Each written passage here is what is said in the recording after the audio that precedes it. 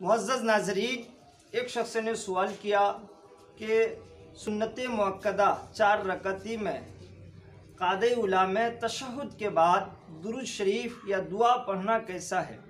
तो इस सिलसिले में अर्ज़ ये है कि 4 रकअती सुन्नत मुअक्कदा में क़ादे उला में तशहुद के बाद दुरूद शरीफ या दुआ पढ़ना ये जायज़ नहीं है।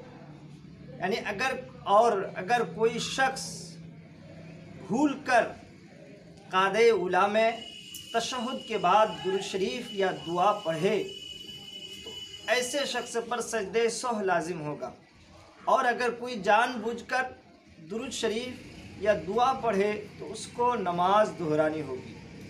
इसकी वजह यह है कि ये सुन्नतें मुअक्कदा होने की वजह से फ़र्ज़ के मुशाबे है।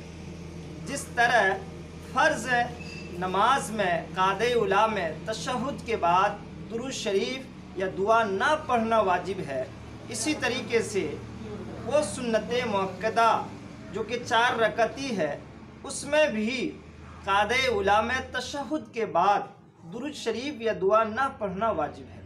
फ़ुक़हा किराम ने अपनी अपनी किताबों में इस बात की सराहत की है, और क़ादे उला में जिस तरह से बैठना ये वाजिबात नमाज में शुमार किया है, इसी तरीके से क़ादे उला में तशहुद के बाद दुरूद शरीफ या दुआ ना पढ़ने को भी वाजिबात नमाज में शुमार किया है। सदरुश शरिया बदरुत तरीका मुफ्ती अमजद अली रहमतुल्लाह ताला अलैह बहार शरीयत में लिखते हैं कि वो सुन्नत मुअक्कदा जो 4 रकअती है उसमें सिर्फ अतहियात पढ़े।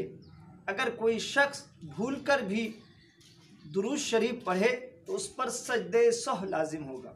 अस्सलामु अलैकुम व रहमतुल्लाहि व बरकातुहू।